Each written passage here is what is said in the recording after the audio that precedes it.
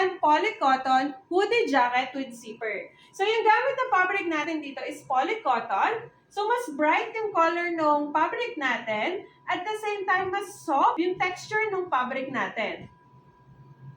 And then ang kagandahan dito is double fabric yung gamit natin. So ito yung harap. And then ito yung loob ng jacket. So yung jacket natin is adjustable yung hood niya. So pwede natin siyang sigipan. Pwede din natin siyang luwagan. Pagdating naman sa sleeves niya, kung makikita nyo, ang gamit dito is knitted ribbings.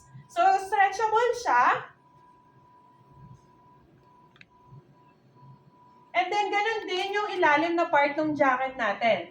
Naka-knitted ribbings din siya. And then, meron din to magkabilang pocket. Medyo stretchable din yung jacket natin. So, ito yung loob ng jacket natin. Ayan. Kung mapapansin nyo, maganda yung pagkakatayo sa jacket natin.